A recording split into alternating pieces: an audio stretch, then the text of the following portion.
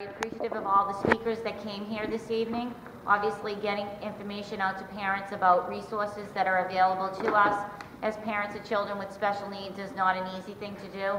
A lot of times we end up only hearing things from each other and amongst ourselves. So when we can have people in to tell us about direct resources, I think that's a great idea. So we do appreciate everybody coming this evening and giving us their input. Now we're going to talk about the IEP and a 504. Oh, I'm sorry. No, before I start, Ian Walsh from John Conley's office is here this evening. As part of the assignment process, Councilor John Conley, as well as a number of other elected officials, submitted a proposal to the Executive External Advisory Committee, of which I'm a member. So Ian came this evening and just wanted you to know that if anybody has questions on Councilor Conley's plan, the Quality Choice Plan, that she is in the audience and available to speak to anybody. So she's not speaking, I just wanted to announce that she's here and available to answer questions. On the External Advisory Committee, we did have a separate community meeting for special education parents. For those of you who were not able to attend, I'll give you a quick update on that. So we're going through a process. I'm on the External Advisory Committee, and obviously my focus is the special education students. And there have been a number of models proposed to the committee regarding new assignments for students within the city of Boston. Having said that, there is grandfathering, so no child will be moved out of their current program. They'll be allowed to finish what program they're already currently in. But with regard to the future assignment of children with special needs, there's a specific overlay that that responds to our population that basically fits over whatever model is ultimately chosen. The issue there is that we've raised specific questions that have been long-standing in special education that relate to assignment. Our children don't go through an assignment process by law. They go through a process of a placement, and that's a decision that's made by their special education team, including their parents, and that relates to not only the type of placement, whether it's partial inclusion, full inclusion, substantially separate, as well as the location, okay? So one of the things is that in participating in that, we want to make sure that children that are in that process basically go through that process, because a lot of children currently that are in partial inclusion because they get pulled out to a resource room to receive services have been going through the regular assignment process. The concern with that is that by not tracking them as special education students and allowing them to go into a school or classroom as a regular education student, a lot of our classrooms and programs are being oversaturated with kids with special needs, where obviously the highly sought after ones have 60% or higher of kids with special needs in those classrooms, because you have a percentage coming in through the regular assignment process as well as a percentage coming in through the regular placement process. So we've asked that that be addressed. In addition to that, we've asked that with regard to the assignment process itself, that they start to reserve seats in general education for our children who are currently served in substantially separate settings. Right now in BPS, we have 46% of children with special needs being educated in substantially separate classrooms. Most of them are now in those highly specialized strands, but the law requires that children with special needs be educated with their non-disabled peers to the maximum extent appropriate. Obviously, we don't agree that 46% of our students require substantially separate settings. The concern there is that they don't go through the assignment process, but if all the seats are given away in the regular assignment process, there's no seats left for the children with special needs to go into those programs, and that's how a lot of them end up in substantially separate placements to begin with. We want to obviously decrease that current percentage and start to move those students into either partial inclusion or full inclusion, depending on their own individual needs and depending on what their team decides. But in order for that to happen, there need to be seats available in those classrooms and not have them all given away through the regular assignment process. We've also asked for that to be addressed with regard to any approval or endorsement of the SPED overlay. The final thing, excuse me, the final thing has to do with kids coming into the system. We want to reverse the trend of too many kids going into sub-separate, and that requires integrated seats and inclusion seats being available from the time children enter, most of them entering at 3, 4, and 5 years old. So we want integrated preschools, we want integrated classrooms. And again, this is all in accordance with the way that the special education laws and regulations are written, which is children with special needs are only supposed to be removed from the general education if with, you know, supplementary aids and services, their needs cannot be met. So, and obviously, you know, educating children in with their non-disabled peers is the way that we want them to be educated, because that's the way the world is. So when they leave the school building and they go out into the community, and as they get older and they need to go into the workforce or community outings or even into further education, they need to know what it's like to be with non-disabled people so that they can function more independently and get a, you know, whether it's a learning issue or whether it's a social issue or a behavior issue, they need to be able to interact successfully with their non-disabled peers. So that's the whole issue about the assignment process. Some of that does relate, obviously, because I'm talking about the law, to 504s and IEPs. It was requested, I think last month or the month before, sorry, I just have to get my water, that we do a workshop on 504s because people didn't understand the difference between 504s or IEPs, and what they did understand they didn't feel was comprehensive enough, so they asked that we address it at one of those meetings. So with regard to the handouts that we have tonight, what we provided you with are directly from BPS. So we asked them for the templates for the 504 plan, and we asked them for a blank template for what an IEP looks like. A lot of parents have said also that if they have an IEP, they really don't understand how to read it.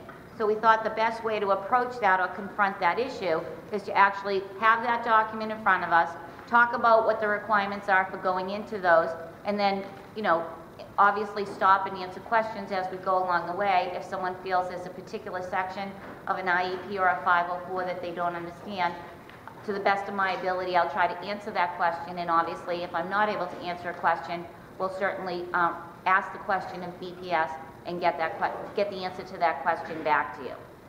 So with regard to a 504 plan, 504 is a civil rights law. It's basically talking about if you have, you know, it's like the ADA, the Americans with Disability Act. So it's basically saying that no person can be discriminated against because of a disability.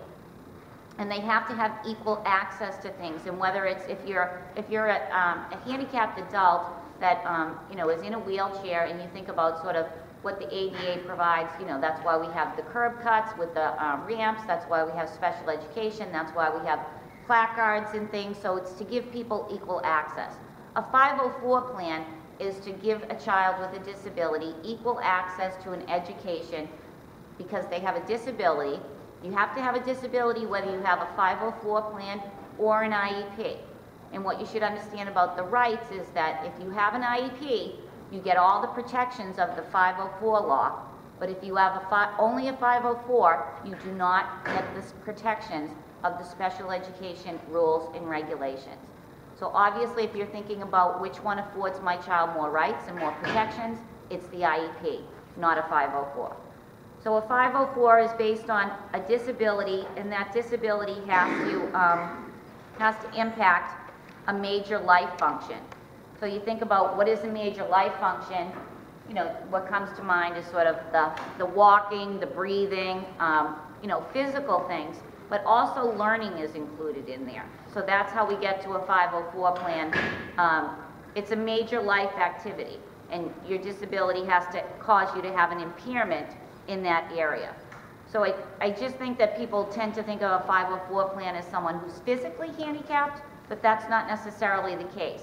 The difference between a 504 plan and an IEP is a 504 plan will give you accommodations, and it can also give you specific services, but under an IEP, you qualify because you have a disability, and because of that disability, you require special education services or one or more related services. And that's something I want to bring up because some parents are under the misperception, because they've been given the wrong information, that if your child only needs speech or OT or whatever, and they only need one related service, that they don't qualify for an IEP. That is not correct. That's not what the law says. And under Massachusetts regulations, it's that you know, if you have a disability and because of that disability, you require special education services or one or more related services in order to effectively access the general curriculum, then you qualify for an IEP. So I don't want people to think that my child doesn't qualify for an IEP, they only qualify for a 504. There's a lot of things that are similar about them, but there's a lot of things that are different too. So that's why I sort of wanted to approach them together because, you know, like I said, the 504, if your child only needs accommodations in the classroom, and try to think of an accommodation as something that you can physically move or bring in. Do they need, you know, do they need materials that are larger? Do they need, do they need, you know, like their desk raised or lowered? Do they, you know, there's all sorts of examples in terms of something that you can physically bring in. If they need special education services, what you're talking about is modifying the way that the child is taught and the content that the child is taught. So they're not reading the same, you know, the same exact, say, passage or, you know, length of material as their peers. So you're saying, what is special education services? It's when you modify or change the content and the way that the child is taught. So for children that have a language-based learning disability, that they may require a specialized reading program where they're learning to read through either a Wilson program or an Orton-Gillingham program. So the way that they're learning to read is not the way that their peers are learning to read in the same second grade class. They're using a different curriculum to learn how to read. But because of your child's disability, they require a change in the way that they're taught, and that's a special education service.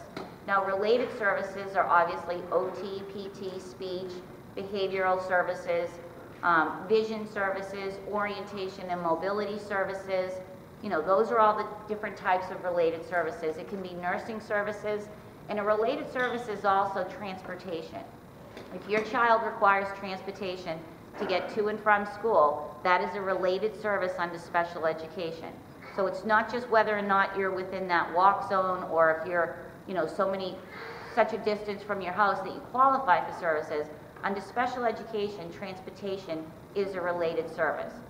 And then under the transportation section, then you look at whether or not your child can access a regular school bus, or if they require not only a different type of vehicle, like the small vans, do they require a monitor on the bus as well? If they have behavioral issues, a seizure disorder, some children are nonverbal, you know, that could raise medical issues as well. So all of those things.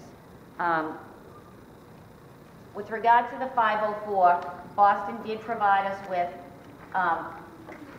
this right here has to do with the section. So this is one of your handouts, but it provides, before you get to this part, an overview of what 504 is.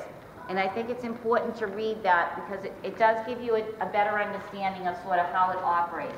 One thing that I noticed when I read it, because my daughter doesn't have a 504 plan in Boston, so I've really not had the occasion to read it except to prepare tonight to be able to talk about it, is that it says in there that if children have a 504 plan, they're expected to be educated in the regular education classroom. That's true. But they're also expected to be educated with the school's existing resources as a regular education student. I think it's important to think about that, because if your child has a disability and has an IEP in the Boston Public Schools, we have a weighted student formula under the budget system, which John Deere mentioned is just starting up again. And if a child has a disability, they're weighted differently, meaning more money is allocated to that child because they have a disability than if they're considered a regular education student. So that's also an issue too, because obviously the money follows the child, and the expectation, and not just from us as parents, but also from the administration, is that the money that follows that child is going to be used to support that child in whatever specialized services they need in the school. I just mentioned that because we only changed to a weighted student formula in the last couple of years. So if your child's being considered a regular education student or a special needs student, that's something to think about. So both of these, a 504 and an IEP, both involve evaluations. So your child doesn't get on a 504 or an IEP without being evaluated. Accommodations on standard testing, the MCAS, those are both available on a 504 plan. with regard to related services, again, you can get them under a 504 plan, but then I would say to you, you need to evaluate whether or not you think your child should be on a 504 plan, or if they truly qualify for an IEP. And if they qualify for an IEP, they get more protections and safeguards under an IEP when it comes to things like discipline. Children that have a disability have certain rights under the discipline action that the district can't suspend them for more than 10 days without a manifestation determination. That does not exist under a 504 plan. So there's all sorts of procedural safeguards in terms of parents being notified of things, your right to due process, your right to appeal things under an IEP that don't exist under a 504. Some parents don't want their children on an IEP, and that is a family decision. I'm not here to suggest if you want your child on a 504 that you need to be on an IEP. That's an individual family determination. I just want to let people know what the differences are about them and what your expectations are. If someone tells you they're the same thing, they're not. And your rights are much more substantial under the special education laws than they are under the 504 plan. So I'm glad that they gave us the summary under the 504 plan, because that's something that you can take away with you. I will say that also on our website, we have links to the Concord website, and there's specific materials there about a 504 plan as well. So with regard to special education, I mean, the issue there is that your child will have progress reports during the course of the year. You don't get those on a 504 plan. And the purpose of the progress report is to check in from time to time to see how your child's doing. And it's not just so you get a report. The purpose of the progress report is to say, is the child making the progress that's expected under those benchmarks in order for them to reach the annual goal?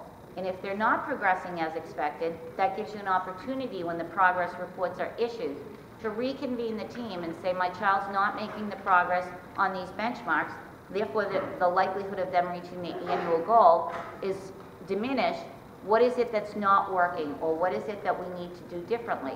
Is it something as simple as we set the short-term objective or benchmark too high and it was unrealistic? Or is it an issue that maybe the child needs more intensive services than we originally thought in order for them to reach the next level? So that's what you want to think about when you get the progress reports. It's not just a, here you go until we meet again at the annual review. You want to look at that and see what it's telling you with regard to whether or not your child is reaching those benchmarks and short-term objectives, because if they're not meeting the steps that are required to get to that annual goal, you're going to be talking at the next annual review about the same goals that you talked about the year before, and that's not effective progress, okay? So one of the things is you want to sort of address the effective progress issue during the course of the year and not at the end of the year.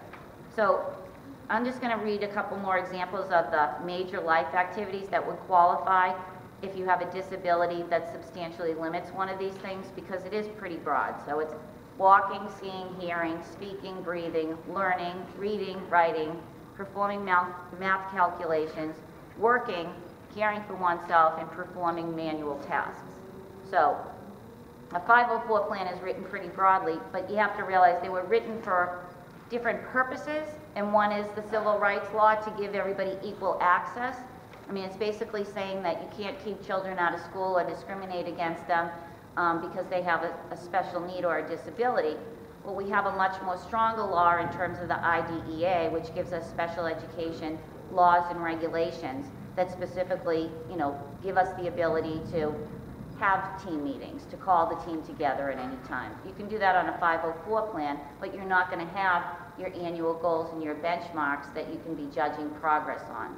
The 504 plan is really a list of different accommodations that the child would have, whether it's preferential seating, seating near the teacher, or things of that nature that are more, as I said, think about it in terms of physical movement. That's because modifications is when you start to change what they're learning or how they're learning it, that other people aren't doing. If John and I are in the same class and it's the same grade level, and I get one set of materials because I learn differently, well, they've just modified how I'm learning, and that's a special education service. If they're giving it to me in larger print because I have a visual impairment, that's an accommodation. We can have the same copy of the same text, but mine's in a 20-point font and his is in a 12-point font. So think of it that way in terms of what's changing. Again, it has to do with the methodology, the way you're being taught, and the content. When you're modifying those two things, it should be a special education service. So getting back to Boston's forms, which I have here.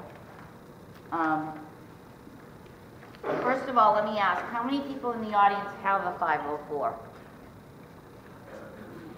Okay, a couple.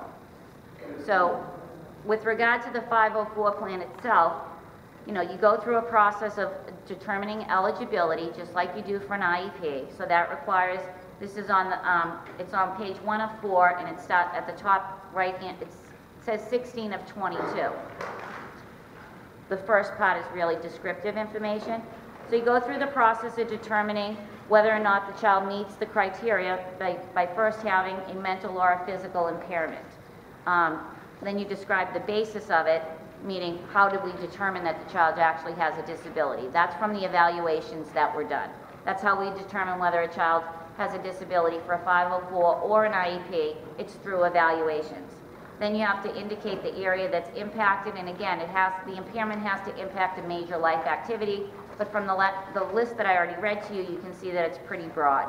And then on the next page, you're going to talk about how it impacts the major life activity, and if it's a physical impairment, that's probably an accessibility issue. If it's a learning issue, then it's probably going to talk about whether or not it impacts their ability to read, write, do math, or any other the requirements that happen while you're in school.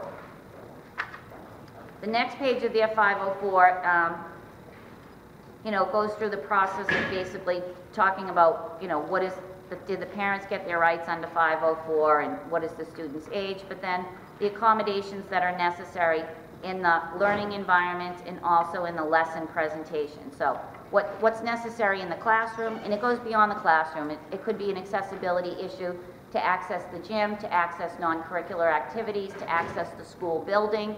I mean, a lot of the Boston Public Schools buildings are very old and they don't have, you know, accessibility. That was the issue when we had our meetings at Tech Boston. There just wasn't accessibility for that, and that's one of the reasons that we're here, is that we want to have the child shows up in the wheelchair, how are they going to get into the building, how are they going to get down the hall, how are they going to get into the class and be located in an area where they can learn alongside their peers.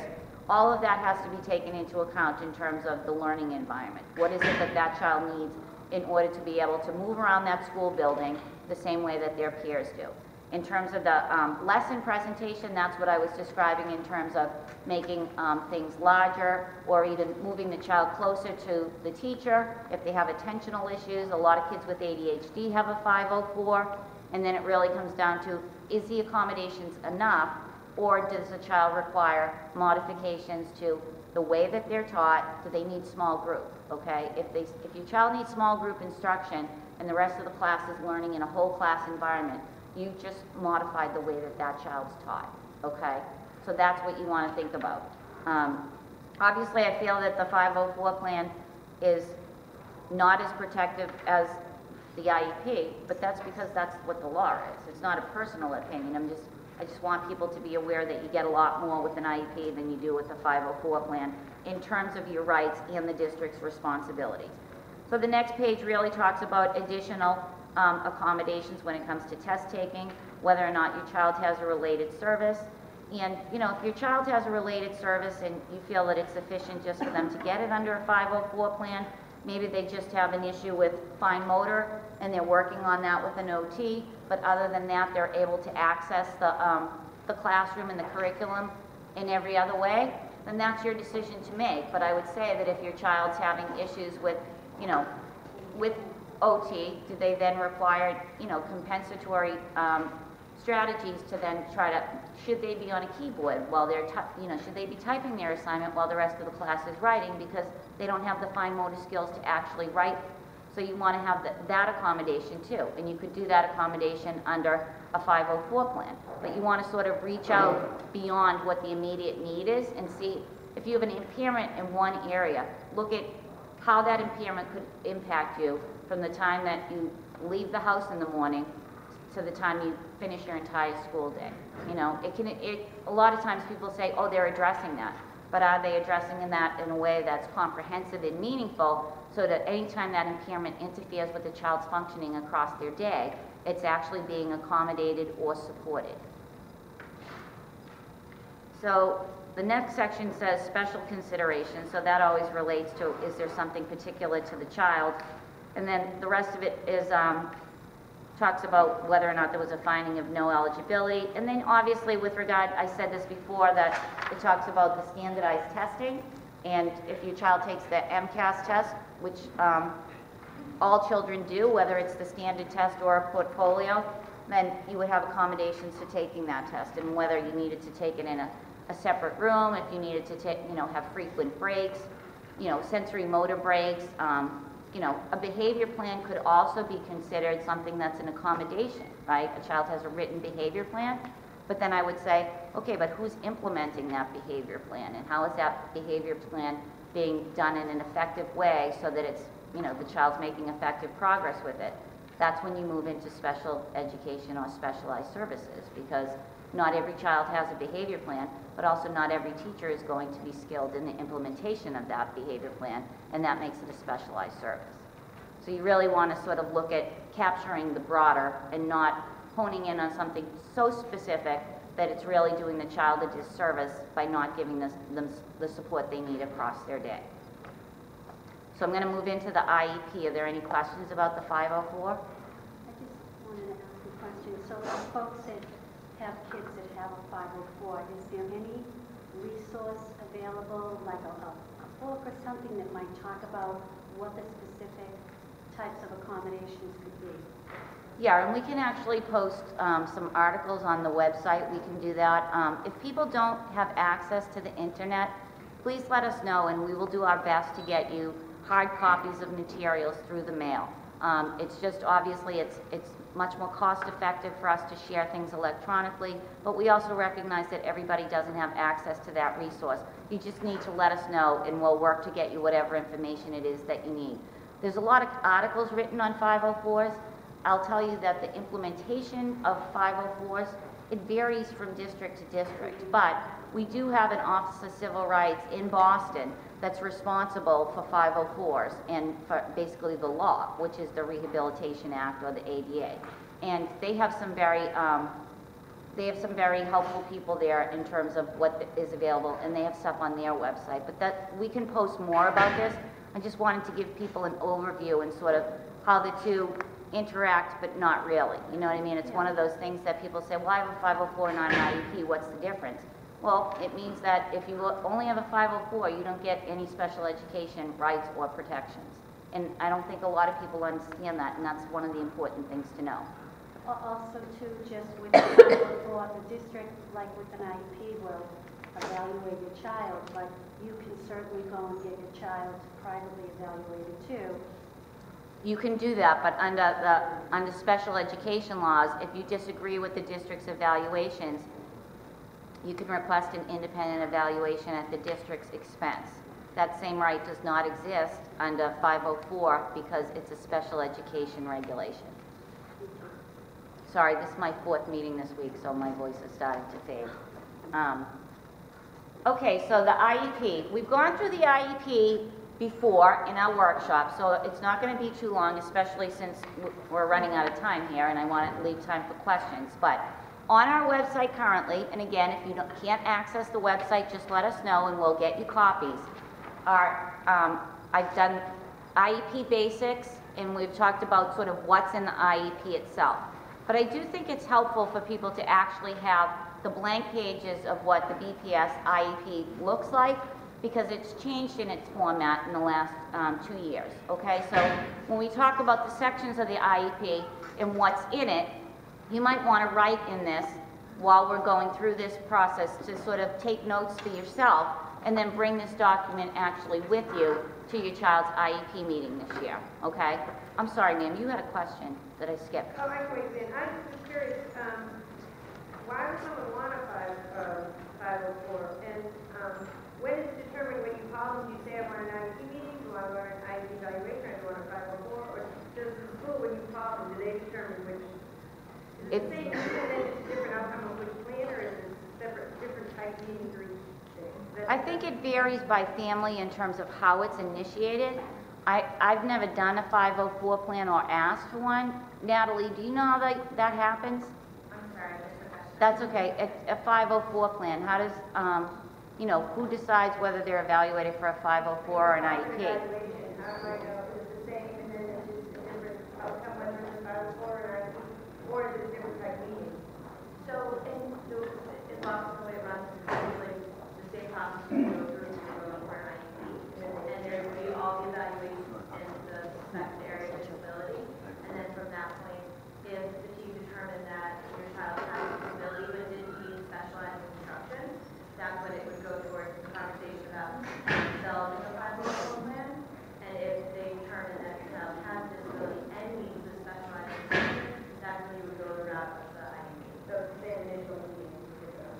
Well, basically, if you say to the district, I'm concerned that my child is not making progress in one or more areas, and I want my child evaluated for special education services, they're required to do the evaluations.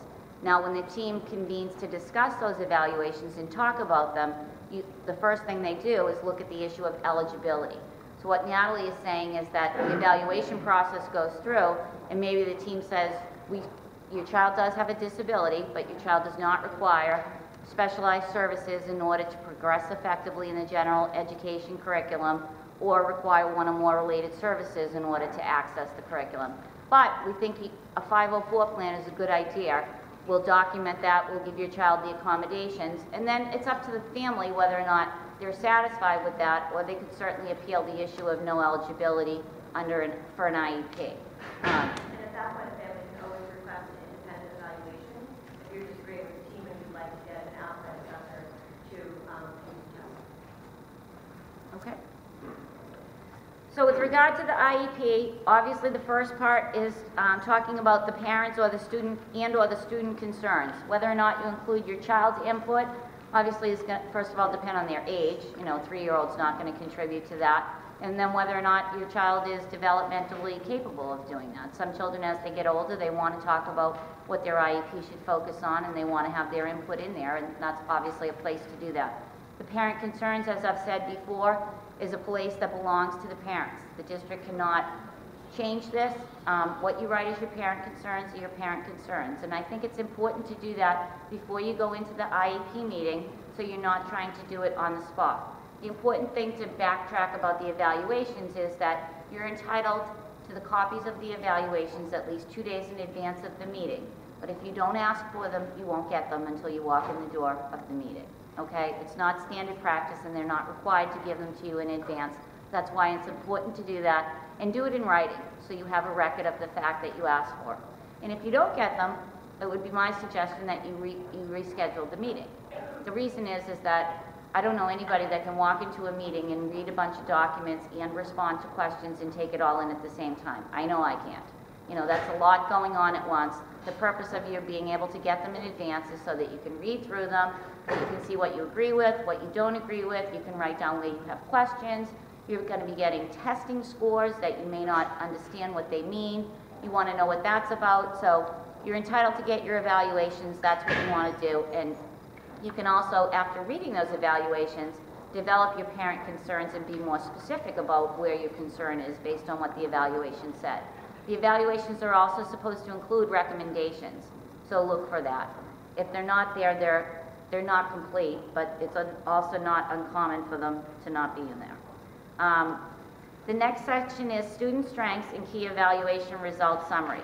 So this is again where the evaluations come in, where we're going to look at what the most recent evaluations are, and we're going to include what the child's areas of need are, but equally you also want to talk about what the child's strengths are. You have to realize that the IEP is the document that your child's teacher and any related service providers get to help them learn about and know your child. So you want to talk about, you know, what is my son has a great sense of humor, or, you know, what is it that's their strength and makes them the endearing, you know, child that you love so much. Talk about what their good qualities are, in addition to talking about what their areas of weakness are, because you want to target the weaknesses, but you also want to highlight what your child's strengths are. You want to talk about the whole child. The vision statement, is really a team statement. For younger children, we really shouldn't be talking about, you know, when my daughter was 3, it wasn't, you know, when Mary grows up, I want her to be in the banking industry or do whatever, you know. I mean, you want to talk about, you know, for my daughter, it was I wanted to see her walk her first steps, you know. That hadn't happened. She learned to crawl when she was 3 and 4. She ended up walking at 6, thank God. But I'm just saying, so look at who your child is and what's appropriate in terms of projecting out. If your child's behind in reading and say they're, you know, if they're 3 years behind in reading, you're not going to say, I see my child reading at grade level next year. That's really not an expected amount of progress. Even on the other end, you want to be realistic. You want your child to be making a year's progress in a year's time if that's what their individual potential indicates. And how do you know what their individual potential is? You look at their testing scores. When they do intelligence testing, they look at what your child's, you know, IQ is. That's basically, you know, intellectual testing where you're looking at what is your child's verbal comprehension, meaning their verbal knowledge and their ability to use language, versus their perceptual reasoning, which is, you know, doing puzzles and figuring out things that are like graphs and charts and things of that nature. Or even like for little kids, it's puzzles and things of that nature. And then they look at their working memory, meaning how well do they retain information. For some kids, their working memory is really low, and they have to have things presented over and over and over again, you know, so that they actually grasp it. Yes, sir? When do you ask for that test? Well, in order for your child to be found eligible for special education services, you have to do an initial evaluation. And that's when we talked about, depending on what those evaluations show, the determination could be made for an IEP or a 504. Now, the district is required to do that before your child's deemed eligible for either one of those things. And then after they do that initial evaluation, they're required by law to reevaluate your child every 3 years. So we go through an annual review with the IEP, but every 3 years your child is reevaluated, and that's required by law. What testing they do is the question. So for some children, they're not going to look at all areas. They have to look at the educational, they have to do educational testing. They may not do psychological testing, but that might be something that you want to request. I was just going to add to that in terms of when you get a consent sent home for an evaluation for your child, whether it's their 3-year reeval, their original meeting, their 3-year reeval, or if you're asking for an unscheduled reeval, be really sure to look at the testing that's being completed. And if you have questions, give a call at that point, and you have the right, there's a place where you can either accept all of the testing that's being proposed, reject part of it if you're saying you don't want everything, or if you want to add additional assessments. And read that carefully and think about your child's progress to be part of the team and determine what assessments you feel like need to be completed. Right, if you know your child's struggling in handwriting, you obviously want to look at the issue of having an OT evaluation, because an OT evaluation, a good one, will not only look at what your child's fine motor skills are, but they're also going to look at their visual spatial processing, which is, you know, we read from left to right. It also impacts sort of how you form the size of your letters, the spacing of where the letters go, all of those things. So OT is not just, you know, just how you use your fingers. There's a lot more involved in there. Or if your child has sensory issues, you know, is your child, you know, really upset when things are overly loud? You know what I mean? Or, you know, it's sort of, are they sensitive to certain fabrics? Are they sensitive to certain smells? You know, do they react violently to something that, you know, is something else someone else can process easier, but for them it sort of rattles them at their core? You know I can't wear tags on the inside of my shirts, and I either cut them out or buy the shirts where it's like flat. It drives me insane. I can't wear the shirt if it's in there. That's a sensory issue. That's mine. It's not interfering with my ability to function in life, but it does impact when I get dressed. You know what I mean? So that's all of those things. So you want to look at what the testing is, and if you feel like there's an area of your child, you know, functioning that's impacted by their disability, and whether or not you know. What you know is something's going on in this area that's not right, either because I have a child, another child, or I have a nephew or a niece or a neighbor's kid, and my child's not doing the same thing that they're doing around the same age. That's the flag. You know, we're parents, we're not evaluators, but what you know is that you're concerned, and write down all of the areas that you're concerned about. And they can be behavior, They can be reading, writing, you know, academic, it can be, you know, sensory, it can be PT, OT, you know, speech. And speech is not just, you know, socially, how's your child doing? It's not just their ability to articulate words, it's their ability to socially interact with kids. That's their pragmatic language skills. So it's far-reaching, but evaluations are how we determine what the needs are of the child in order to target them in the IEP. Because without evaluations, we wouldn't know where we are in order to know where we need to go, okay? So the vision statement, again, you want to talk about what you want to see the child do in the next year if they're younger, and if as they get older, you can look 3 to 5 years out and say, you know, I want Carolyn to be able to go to college and to live in a dorm, you know, with her peers or whatever it is, and then you say, okay, well, the vision statement says, in order for me to get to my vision 3 or 5 years out, what are the skills I actually need to acquire from now till then in order to make that vision become a reality? Okay, so it's really trying to focus the team on what needs to happen between now and then for those things to become a reality. The next page is PLEP A. PLEP A is really involving areas that are the general curriculum. So if it involves any of the subjects, whether it's ELA, math, history, any of the things that are the subject matters that your child studies in school, this is what PLEP A is for. And it means that we're going to address what accommodations. First of all, you talk about how does the disability affect your child's progress in the curriculum areas.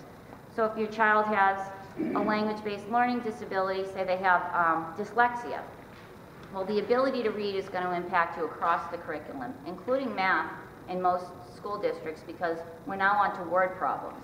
It's not just you get to do the calculation. You know, when I was growing up, now you have to actually explain how you got from here to there. And if you have an issue with reading language, which also translates then into writing language, then you're going to need, that's an area of the area of a curriculum that's impacted by your disability.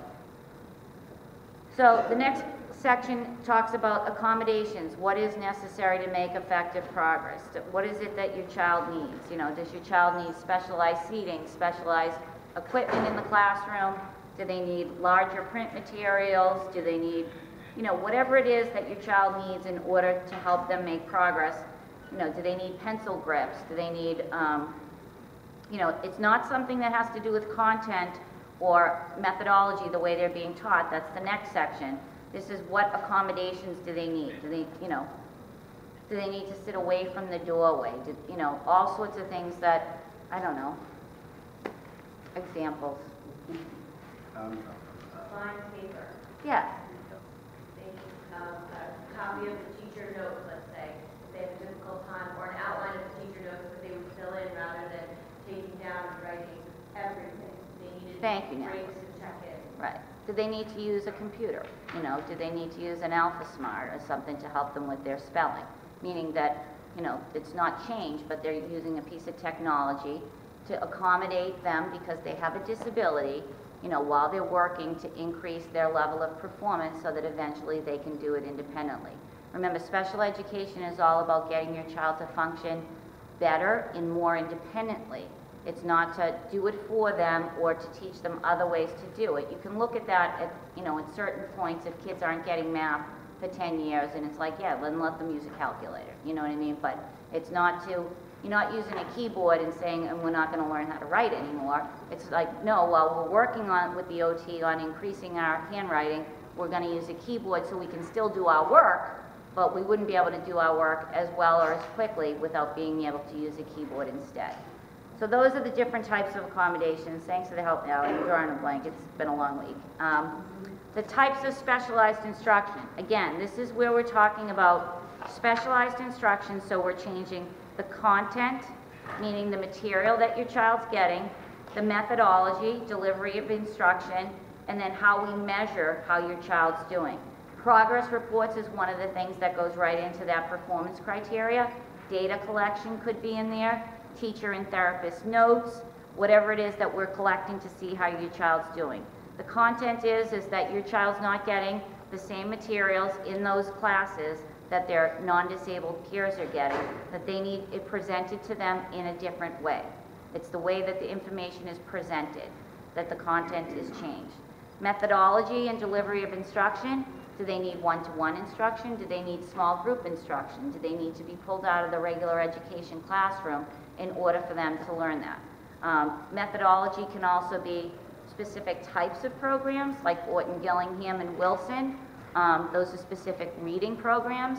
There's specific math programs too for kids that have, there's a specific disability in the area of math. It's called dyscalculia, and you know, a lot of times the regular curriculum math program doesn't work for them, and that child requires a modified math program. So again, it's whatever the team decides, and again, the team's making those decisions based on the evaluations that were available to you, okay? So that's the general education section and where everything goes in there. The next is PLEP B. I lost my helper.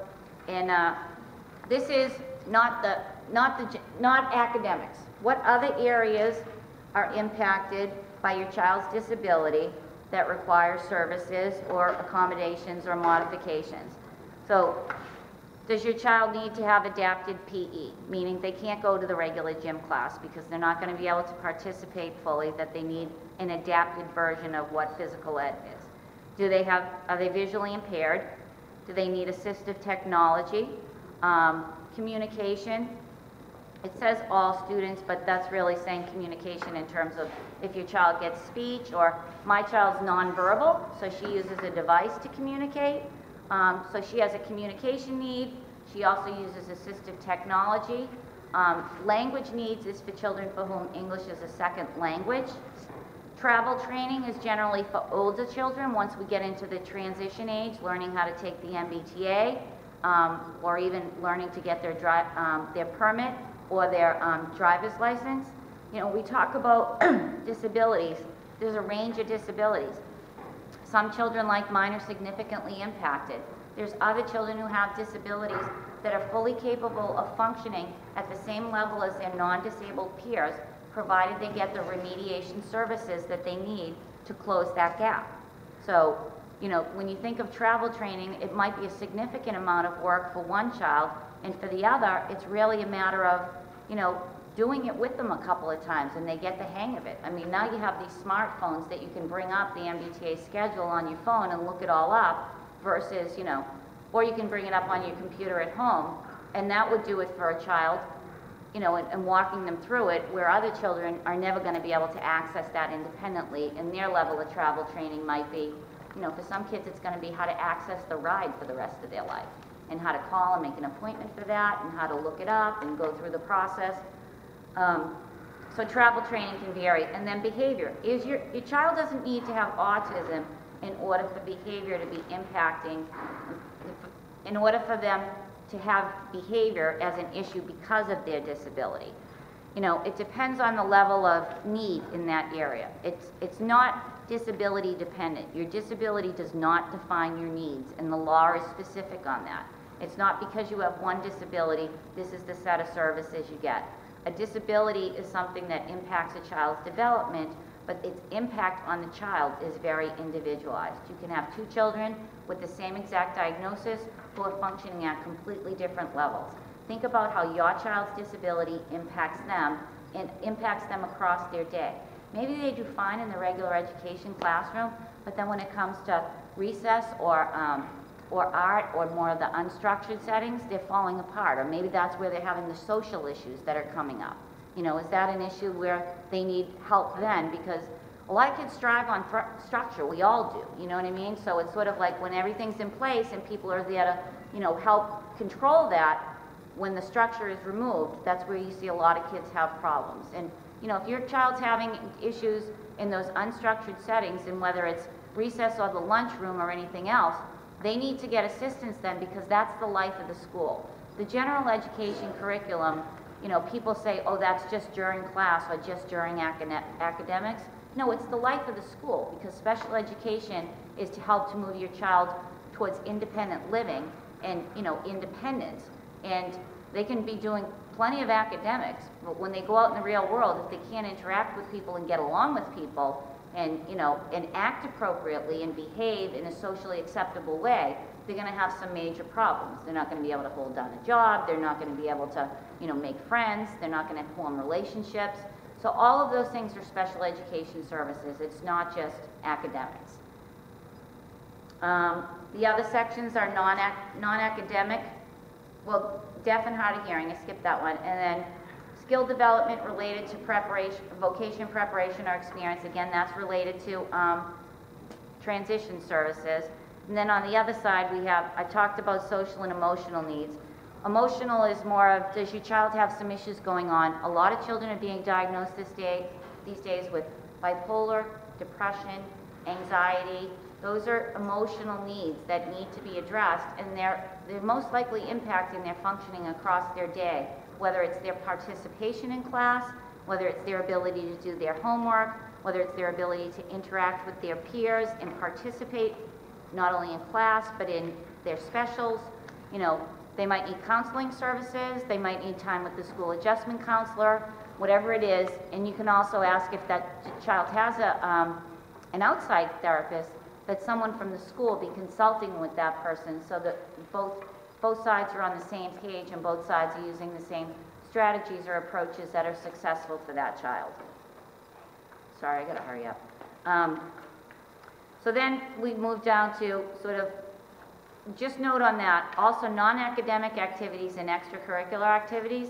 That's something to pay attention to, and that's something that the 504 law also talks about. Again, I talked about equal access. Your school has an after-school program, or if they have, you know, school outings or school trips or whatever they have, everybody's different in that regard.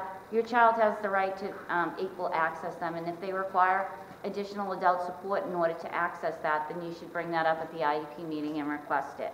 The next section is talking about how the disability impacts progress indicated in those areas. How are those areas specifically impacting your child's functioning based on what we've identified above? The accommodations, what do we need to allow the child to use? So this is where for communication you'd put in, you know, maybe there's a communication device, maybe there's touch cues when the child's speaking, assistive technology. There's a whole range of things in that area now. I'm trying to think of what else we'd be bringing in. You know, this is all the sensory motor equipment for OT.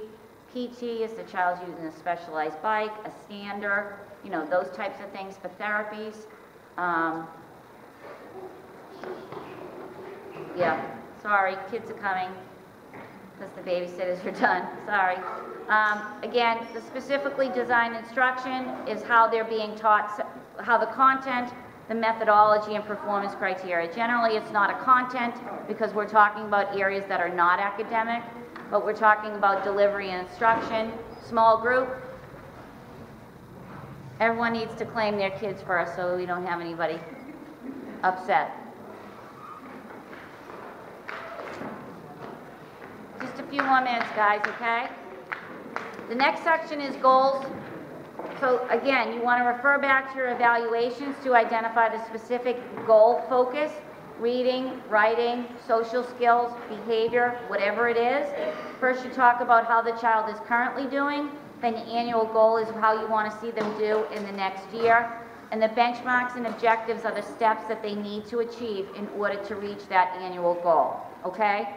So that's really specific, driven by the child. What are your areas of needs? That's what your goals should be and what your objectives focus on.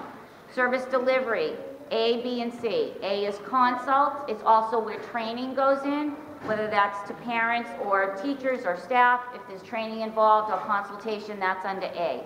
B are services that take place in the general education classroom, in the regular education classroom, meaning you can have a special education teacher in there, you can have an OT come into the classroom and work with your child, and C is pull-out services, meaning your child is taken out of the classroom in order to be serviced.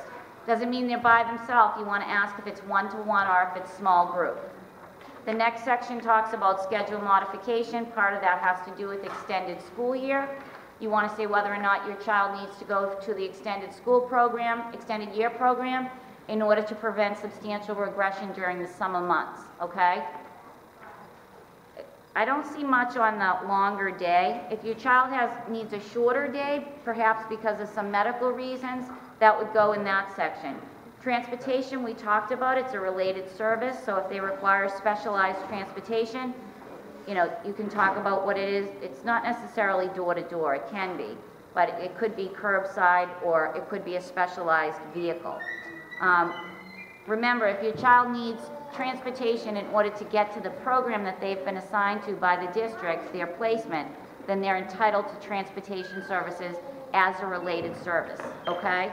If they can get to school like regular education kids and take the same transportation, they may not be eligible for transportation depending on where they go to school. The next section talks about MCAS. What are the accommodations that your child needs in order to be able to take that test?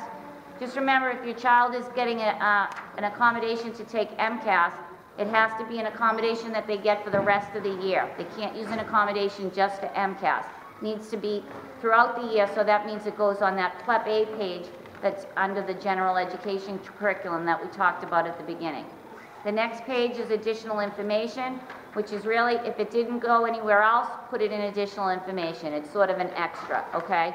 Maybe there's some nursing information, your child's on specific medications, anything in that. And the next is the response section. The response section is, I reject it in whole, I reject it in part, and I reject, or you accept it. So you have 30 calendar days to respond to the IEP. Remember that. You want to make sure that if you have an issue, you don't want to be out of compliance with your obligations. Generally, I would say that you should never be rejecting a whole IEP, especially if you're coming in at age 3, because if you reject your whole IEP, you've just relieved the district of the responsibility to provide you with anything. You at least want to accept the services. Placement is a separate issue. It's a separate response. You respond to your IEP and you respond to your placement separately. When I say that you shouldn't reject the whole thing is, generally you've updated the goals and objectives. So even if there's things you disagree with, what you say is I reject the following portions, and what I do is I do a letter. I don't try to cram it all in those little lines. It's basically saying I reject it. You can reject for things, if you ask for an increase in something and they said no, what you say is I reject by omission additional speech services or additional reading services. That's how you reject what you didn't get. You can also reject if they propose to change something and to decrease any services that your child currently has. And you can reject that proposed change, and what you say is I invoke my stay put rights to the previous services, and you get to keep those services. They cannot take them away unless you consent or unless they take you to a hearing and they prove that your child no longer needs those services. Yes? If you are on this, is there a certain time period your old IEP? You can stay on your stay put rights for as long as you want. Okay. If they don't take any action, they don't expire. Okay, thank you. So that's it, everyone. I'm sorry to fly through it so quick. I hope you found it helpful, but we're past our time now. I will say if anybody has any questions, okay? Thank you all for coming. See you next month.